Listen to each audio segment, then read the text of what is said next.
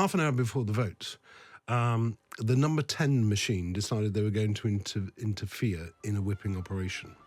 And Wendy called me to the office at about half an hour before the vote, and said, "Number 10's been on the phone. They want us to drop it from being a vote of no confidence in the government. And what do you think?" And I said, "Absolutely not. This is, which government in the right mind hands control of the order paper to the opposition on any day? Trust me, it's a vote of confidence."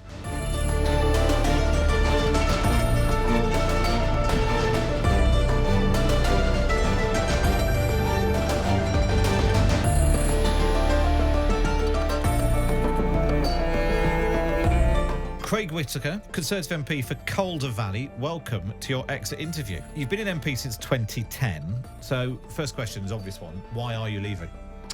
Well, when I came to Parliament, I only ever envisaged doing 2 terms. I'd done 30 years in retail before, so I've now done 4 terms, and I'm getting older. I'm not old by any stretch of the imagination, but after the 2019 general election, I decided this would be my last term.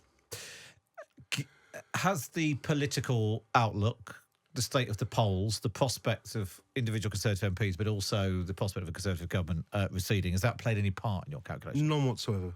No. If you're a hard and fast politician like I am locally, you do it for very different reasons, and I've always done it to be a good constituency MP. But 14 years is a long time. It's a 7-day-a-week job. It's a lifestyle more than a, traditional job. People still knock on the door at 10 o'clock at night, and people still stop you when you're buying a pint of milk, and it takes 3 hours to do it. There comes a time when, I'm in my 60s now. I want some me time for me and my wife. Let's talk about how you got into politics, because you talked about being in retail. Yeah. And people say these days, well, everyone, they're all professional politicians, they all worked as SPADs or whatever beforehand. You've got an interesting background. You're born in the UK, emigrated to Australia at the age of 5, then came back in your 20s. Then you went into retail before you got into politics. How did you go on that journey? And what impact do you think growing up in Australia had on you and your politics? Well, huge, really. You're absolutely right. We did emigrate to Australia when I was 5. My family were 10-pound bombs. My dad was a boilermaker, my mum a seamstress, and they went to Australia to follow that dream. It was, 1960s. Britain still hadn't recovered anywhere near the level that working class people could enjoy things after the war. And my dad had this dream to go off to Australia. So we did that. I came back here when I was 20 on holiday, met my first wife, and the rest is history, as is my first wife. I grew up there, I went to school there. It's, I don't know whether I still call it home, but I do go every year. My mum's still alive. My dad's not alive anymore. My son lives there. I have a grandson there. So it is still very much a part of my life. So Australia plays a big part in that. And what about politics? Did it, because people's perception of Australian politics is it's pretty hardcore at times. Have you not been in Westminster? And actually, maybe more to the right sometimes of what we might see British politics. Do you think it shaped your politics growing up in Australia? Well, my dad was a left-wing shop steward in the Boilermakers Union, and when, in fact, one of my first jobs at the age of 6 or 7, in those days, the men in the shipyards where my dad worked used to get paid cash. There was no bank accounts like we have today. So on a Friday they got paid, and my dad's job was to collect all the union dues. He'd come home, my mum would go to work, and then he'd have a sleep after tea, and my job was to write up all the receipts for all the union dues that had been paid from my dad's rough notes. That was great when I was early. As I got older, I started to challenge some of my dad's ideals. And ironically, when he retired, I still go to Australia every year to see my mum, but I used to go when my dad was alive too. And we used to sit on the back balcony for 2 weeks arguing about politics. So my dad shaped my politics, not to his politics, of course. But without question, we had a very political upbringing. It's so interesting doing all these exit interviews. Sometimes people inherit their parents' politics, Yeah. and sometimes the exact sort of reaction to it, Yeah. and it just seems to change person by person. Before you got into Westminster yourself, is it right that you helped the 2005 general election candidate in Calder Valley? Yeah, that's absolutely right. I mean, I started out in politics at parish council level, Heptonstall Parish Council. I was on there for 5 years, and I was chairman of the parish council. And then I won't say progress, because you know, every level of democracy has its own little idiosyncrasies. But I then went on to the borough council, and I was a councillor there. Yes, I was chairman of the Conservative Association at the time of the 2005 general election, and Liz Truss, which is what you're looking for, was our candidate. We deselected the candidate that stood for us in 2001, a lady called Sue Catling, and the party had imposed 5 candidates for the association to choose, and they chose Liz Truss. Did you in 2005 think this is a future Prime Minister? No, I don't think I did. But, you know, one thing is for certain, and one thing I did learn about Liz is that she's an incredibly bright lady, despite all the ridicule she's currently getting. She's bright, she's articulate with her mind. And I thought she'd go far in the party. And so you then, she obviously didn't win and went off and got a seat in Norfolk. So you then got elected in 2010. Yeah.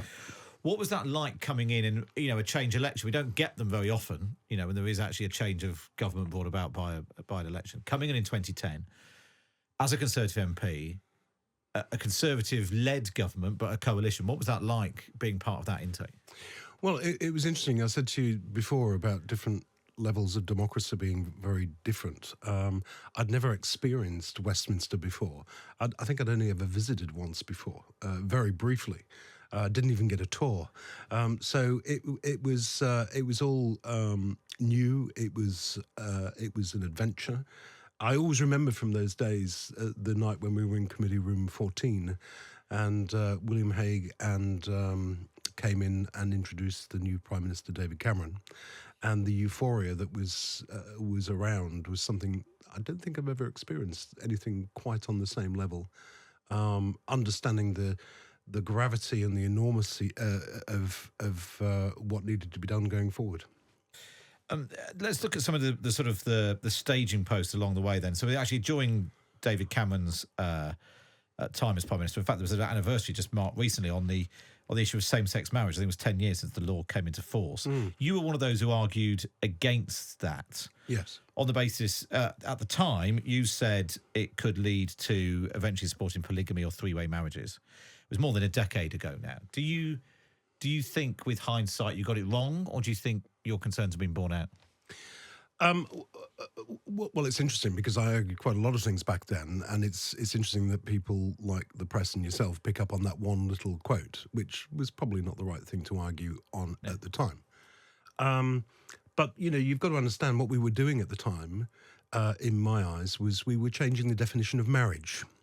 You know, you can change definition. You can say something's black and actually it's white in definition, but the reality is it's still black and white. So for me, it was about changing the definition of marriage. In our law at that time, the definition of marriage through Canon's law was that marriage was about the procreation of children between a man and a woman.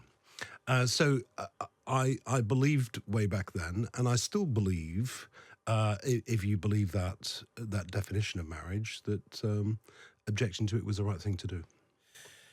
Do you concede now that actually lots of the warnings that were issued at the time haven't come to pass, and actually there are now thousands of gay couples who are quite happily married, and you know the world hasn't stopped turning? And well, I'm not sure what the warnings arrived. were, Matt. I mean, the reality is we changed a definition of what marriage was. That's what we did. Yeah. And you know, I accept we've done that, and you know that's changed in law, and we crack on with that. But the reality is it politicians' right to change a definition of something. And I will also point out at the time as well, what we were also doing is we were making the majority the minority, because let's not forget they could gay couples could have civil marriage, which heterosexual couples couldn't. So all of a sudden there were more avenues to tie the knot. People argued at the time that actually it was about legality. There was, Tony Blair had already done that prior when we had civil partnerships. Life moves on. It's 10 years ago, and we are where we are. The other big sort of row around actually around a similar sort of time for David Cameron, while he was doing that on one front, the issue of what is now known as Brexit, but Euroscepticism was bubbling up. You were one of the 79 Conservative MPs who supported the original rebel motion calling for a referendum on the EU, which eventually, rerunning the whole of history, led to David Cameron's promising one. Then it was in the manifesto in 2015. Did you, that night you walked through the lobbies to vote for that, did you think that we were setting off on a path which led to Brexit? Yes, is the answer. I think the pressure, and it did get more and more. I've been knocking doors in the Calder Valley for 30 years, and I can tell you there isn't one doorstep that you knock on prior to the Brexit vote that some of the fundamental issues that people were talking to about came from the EU. They never actually said Brexit. Of course they didn't, because nobody knew what it was at the time. But, whether it was immigration, whether it was exchange rates, all those types of things that people talked about on the doorstep, there was always bubbling below the surface. So the reason I voted and wanted a referendum, because actually I wanted to put it to bed once and for all.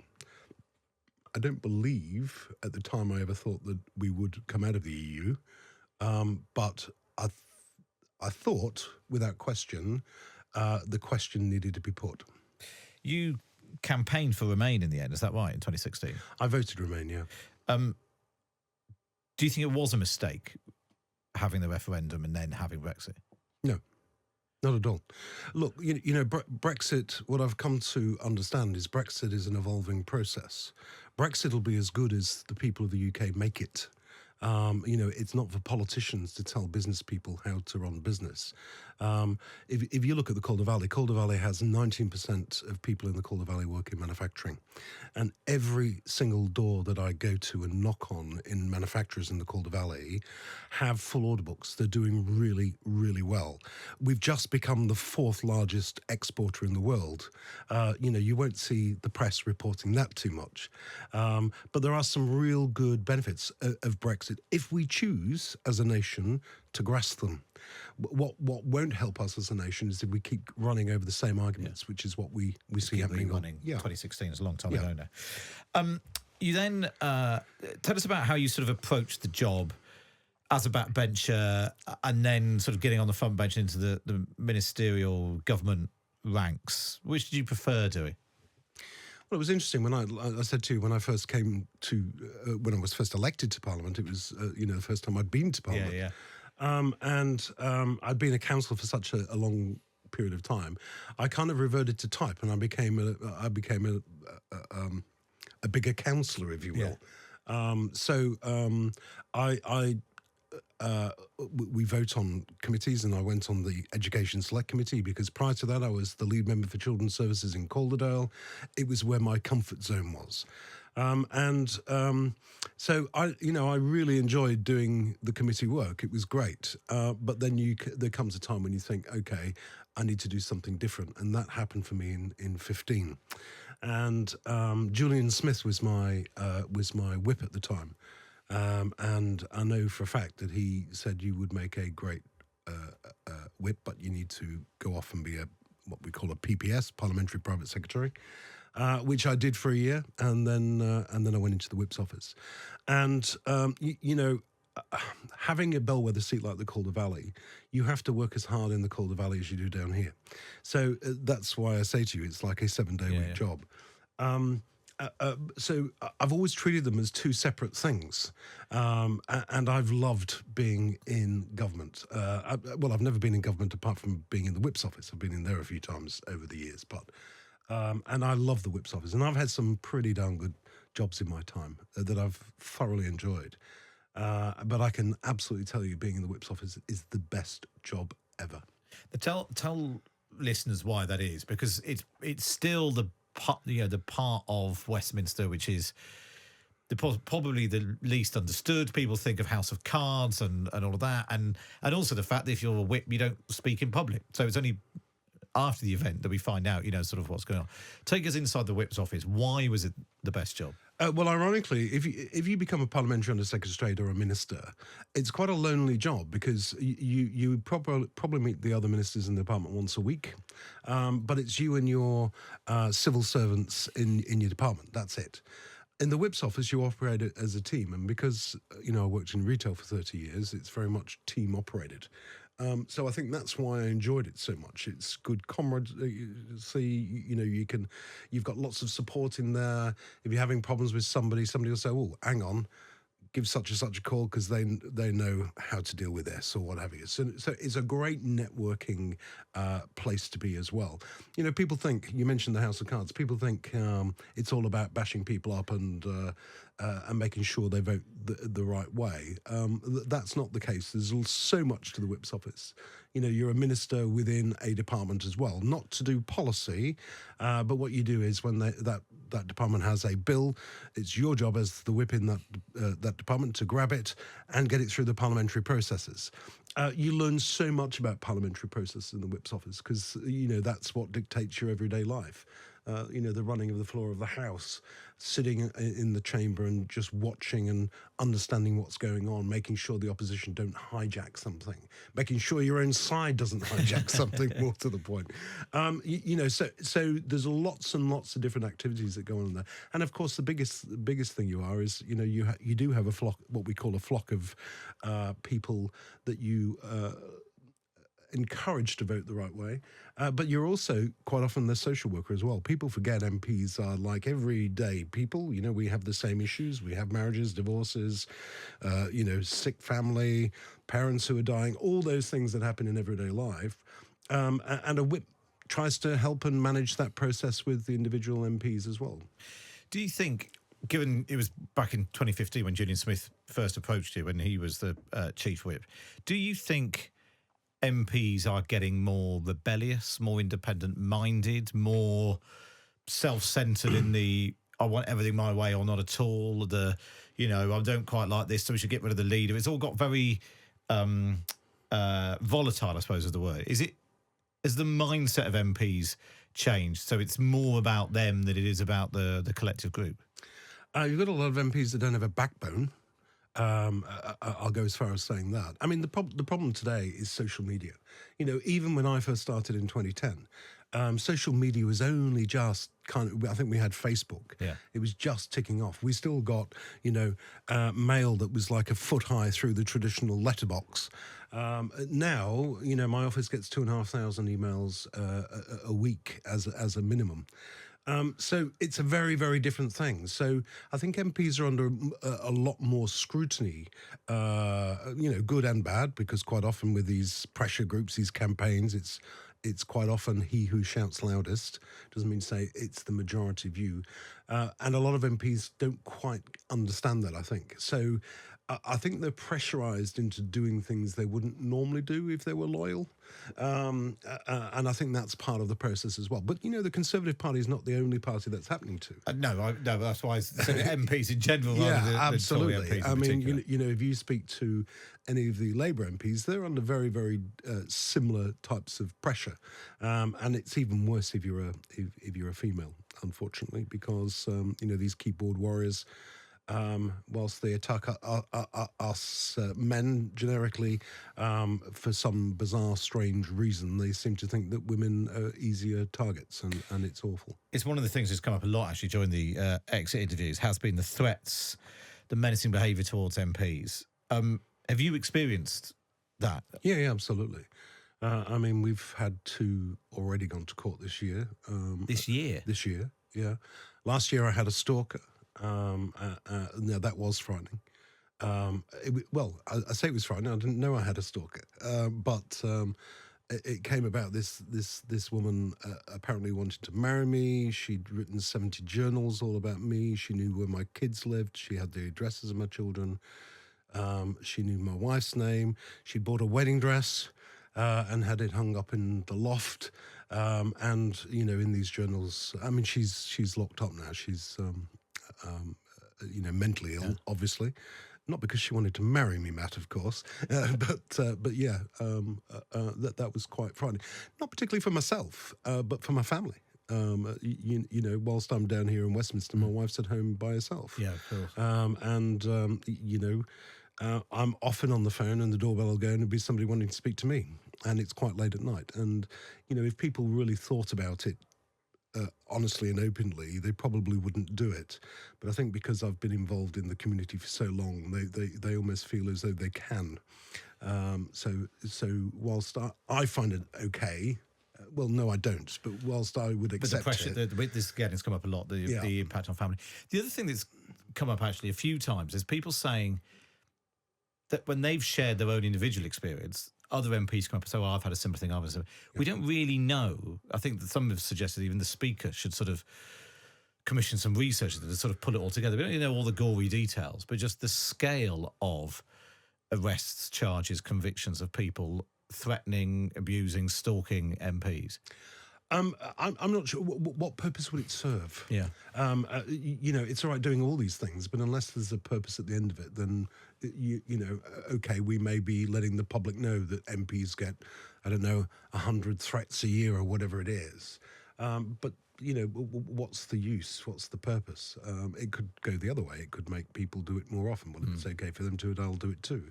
I mean, quite often a lot of the stuff comes from keyboard warriors at 1 o'clock in the morning after they'd had a bottle of wine or, been out on the lash. Yeah. And it still doesn't make it acceptable. I mean, some of these people who I know they are, because some are so stupid to put the names and addresses on it as well. I've seen one or two of them in the street, and they come up and talk to me as though everything's fine. So it's this keyboard warrior thing. It's almost like a barrier there that they don't in the brain doesn't commute. That's actually It's the same thing. This is the same thing. Let's go back to your time in the Whip's office. Yeah. Perhaps the most momentous night of your role in the Whip's office. 2022. Yep. Liz Truss has been Prime Minister by this point for what, about 4 weeks? 4 or 5 weeks? 23rd, something like that, yeah. There's a big vote happening in the House of Commons on fracking. Mm-hmm. There's some confusion as to whether or not this is a matter of confidence or not. In the twisting of arms to get MPs to vote for it, is it a question of confidence in the government if you don't vote for it? And I think it's fair to say there was chaos. There were reports of people being manhandled into one lobby or the other. Wendy Morton, who was your boss as the chief whip, was asked by one person how to vote, replied, I don't know, I'm no longer the chief whip. And this is why I want to ask you, because it's always good to get it from the horse's mouth. You were witness coming out of the lobby and saying, I am fucking furious and I don't give a fuck anymore. Is that right? That's correct. What happened? Well, that last bit you said is correct. Yes. Well, basically, it was a textbook whipping day. The operation was absolutely spot on throughout the day. Obviously, a highly contentious vote on fracking. Labour had pulled an absolute blinder by putting that down, knowing full well that we were divided on it. But, from a whip's point of view, it was textbook. We'd got Jacob Rees-Mogg and we'd got his ministers over from the department. They were upstairs. All the whips were calling the relevant flock members, asking them how they were going to vote. If you were in my flock and you told me, Matt, that you were voting against, I'd arrange for Graham Stewart or Jacob Rees-Mogg to sit down with you, have a chat with you, and talk you through it. We knew by the end of the day that there were 6 definites and 2 possibles that would vote against us. We knew that without question. But half an hour before the vote, the number 10 machine decided they were going to interfere in a whipping operation. And Wendy called me to the office at about half an hour before the vote, and said, "Number 10's been on the phone. They want us to drop it from being a vote of no confidence in the government. And what do you think?" And I said, "Absolutely not. This is, which government in the right mind hands control of the order paper to the opposition on any day? Trust me, it's a vote of confidence. So we called the Deputy Prime Minister, Therese Coffey. She came down, and we made it very, very clear this wasn't going to happen. In the meantime, what we didn't realise was that Spads at number 10 had called the PPS on the bench and asked them to write a note to Minister Stewart, who was going through his summing up, and the instruction was to tell him that it was no longer a vote of conscience. Which, as you can imagine, when we've been whipping all day and speaking to people, pushing them, even the Prime Minister spoke to one or two people throughout the day. Deputy Prime Minister had been on board. Everybody had been working hard to get this vote over the line, and so to have that happen to somebody who was quite emotional about it, it caused a bit of an uproar. As you can imagine, that's where the chaos. There was nobody manhandled, by the way, and I know that for a fact because I was there. Yeah. But that's not what happened. The reason I said what I said was because Jacob came into the voting lobby and said, "What on earth's going on?" Because he'd been such a big part of the operation.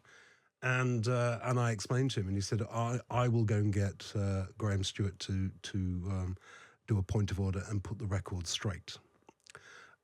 So as I came out of the chamber, because the Deputy Chief Whip is always the last person out of the voting lobby, I went to the back of the Speaker's chair and I caught Graham Stewart's eye and I said, "Are you doing a point of order?" And he said no. So that's when I said what I said as I walked down towards the Prime Minister's office, who was waiting to see me. And that was essentially the tipping point, wasn't it, for what ended Liz Truss's premiership? There was the arguments about the merits of the mini budget and the fallout of all of that, and whether or not sums added up, and whether or not she'd done the pitch rolling or whatever it might be, and she got rid of the Chancellor and a whole new thing. But then just the sense that you couldn't even do the day-to-day business of defeating a opposition day vote on when you've got a decent majority. If you can't even get that through, then the show's over. Well, we did get it through. Yeah, we did. Can't get it through without having that circus. And ironically, we had 6 votes against. Yeah. That was the final numbers when we'd done the analysis of those that were either slipped or that we'd agreed could go off or whatever. So, from a whipping operation point of view, it was a perfect day. Somebody at number 10 got the wobbles. I'm not saying it was Liz. In fact, I don't think it was Liz. I think it was the so-called advisors. And took the decision to do what they did. But in regards to your question, let's not forget, the Queen died 2 days after Liz became Prime Minister. So, she wasn't actually Prime Minister or doing the day-to-day job for even lesser period of time. I think the rot had already set in with the Tory party in regards to, this. It started, ironically, with Brexit. And we had different groups holding the government to ransom. In Theresa May's day, of course, that's why she called the 19 elections. She wanted a bigger majority. That didn't happen. She got less of a majority, so it became harder. We had the paralysis of Parliament. And I think some of these people got a taste of it. And then, of course, we had Boris.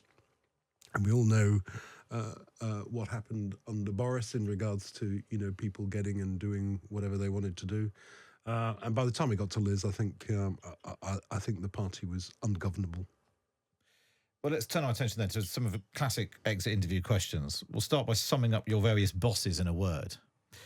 Can you sum up? We'll start with the first one. David Cameron in a word. Yeah, great guy. That's 2 words. So I'm going to take great guy. Yeah. Theresa May in a word. A manager. I think Theresa was, I think under normal circumstances, she would have been. In fact, I think history will show that she was deemed as being a good prime minister. But Brexit was a huge thing. You needed a leader, and I think Theresa was more of a manager than a leader. She was then obviously replaced by Boris Johnson. Boris Johnson in a word. Lunatic. I thought you were going to say leader when you started saying that. Explain lunatic.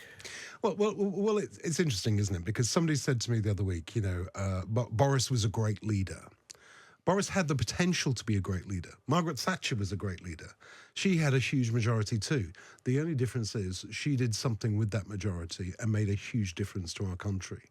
Boris had a huge majority and did nothing with that majority. In fact, he's whittled it down. Do I like Boris? Look, I have a lot to be thankful for Boris. He was the leader that I got elected the last time with a massively increased majority on where I was in 17. I'll always respect him as our Prime Minister and leader. But he was his own worst enemy. To then be followed by Liz Truss. Liz Truss, in a word. Doomed. I think her premiership was doomed from the start. I really do. Being in the Whip's office, you see a lot of things that goes on. It's a bit like being somebody stood behind the bar serving you drinks. Everybody thinks because there's a bar there, there's this barrier. But see everything. You see and you hear everything, yeah. And that's a bit like being in the Whip's office. And the things that I saw going on, from colleagues was diabolical. I'm not going to tell you what they are. Do you mean people plotting against her? Yeah, absolutely. And do you think it's in part because, and there's been this live discussion recently about who should choose the leader? Because you essentially have, in the Conservative Party, and the same is true of the Labour Party, you have a system where if it's party members, you can have someone elected as leader who a majority of your own party don't support. Rishi Sunak was overwhelmingly supported by Conservative MPs, but Liz Truss so she sort of arrives hamstrung already. She has got a mandate, but just not from the people that she has to rely on every day. And it's still an issue with some party members now that we've chosen a leader that hasn't gone through. The membership actually rejected. Yeah. So that is still a big problem.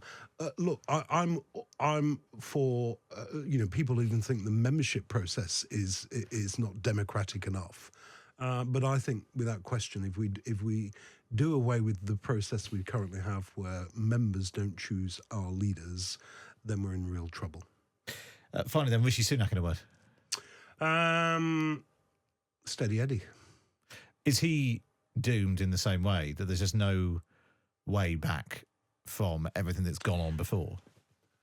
I don't buy that. I really, really don't buy that. And in fact, I don't believe the polls either. Look, are we going to have an 80-seat majority? Absolutely not. But it is not beyond the realms of possibility that the Conservative Party may still be in government next time. The Calder Valley is a bellwether seat. It goes the way of the government. And I can tell you, because we knock doors every week in the Calder Valley, and I've been knocking for 30 years. So I do know how a lot of the people who live in my constituency think. Are they angry with the Conservative Party? You bet they are. Are they switching to Labour? Absolutely not. I think if anything sinks the Conservative Party or Rishi Sunak at the next general election, it'll be apathy. It'll be our biggest problem, not the Labour Party. Because, when they're ranting about things that have happened in the Tory party, you say, well, are you voting for Starmer? To which then you get another rant saying, are you barking mad? No, that ain't going to happen. I think if we're not careful, the one thing that will sink the Conservative Party will not be the Labour Party. It'll be apathy. Let me ask you some classic exit interview questions. Which part of your job did you enjoy the least as an MP? Oh, gosh. Those Monday meetings, mundane, not Monday, meetings that, particularly during the pandemic when we're doing everything on Zoom, everything just, there just seem to be meetings for the sake of having a meeting.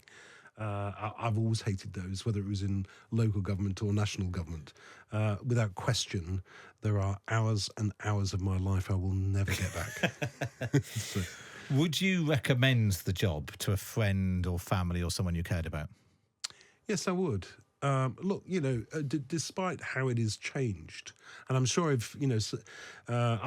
ironically, I have just become the MP that has served the Calder Valley the longest. Prior to that, it was Donald Thompson who had the record. And Donald once said to me, he said, look, when you if you ever become an MP, he said the best advice I could give you is get a good typist. He said you'll get a couple of dozen letters a week. He said, and drop them off on a Friday, pick them up on Monday, sign them, job done. That was that. That's not that many years ago, really. And the reality is, it's still a privileged job to do. Helping people in the community when they only come to MPs when they've got nowhere else to turn, when they've tried every other avenue, and to see and get a result for those it's the most rewarding thing that you could ever do. And I think that's the same. It's the same for every MP. It's not just whether you're a Tory or Labour or whatever. I still get a real buzz out of helping people. And sometimes it's a simple call. You pick up the phone, because guess what? When an MP calls somebody, they pick up the phone. Yeah. Or writes a letter, they put it to the top of the pile instead of leave it on the bottom. And to use that in a way that it really genuinely makes a difference to somebody's life is incredibly rewarding. Final question then: what will you do next? Have you got another hour? I've always had this ambition to go off on my Royal Enfield motorbike and do the Silk Route. Oh wow! Or the Silk Roads, because there's several of them. So I've done a 6-year plan. I'm doing 2 lots of 6 weeks a year. So I'm driving for 6 weeks, putting my bike in storage, flying home, going back later on in the year, doing another 6 weeks, and I'm literally going to do the Silk Route. And my first, the only problem is that there is so many countries at war, you can't get beyond Turkey at present. Well, you could, but being an ex-MP may not be a great, Syria is not a great place to go. So I'm flying to India later on in the year. I did mention it was September to somebody on last week in an interview I did, and Twitterfield went mad saying the general election is going to be in September. But anyway, later on in the year, I'm flying to India. I've hired another Royal Enfield motorbike, exactly the same as mine. And I'm going to go and do Kashmir, Nepal, Bhutan, and Bangladesh, and that area of India. So I'm doing my first 6-week stint later on this year. Wow. What a thing to look forward to. Well, Craig, really appreciate your time today. Craig Whittaker, Conservative MP for Calder Valley, thank you for joining us for your exit interview. Matt, it's been a pleasure. Thank you.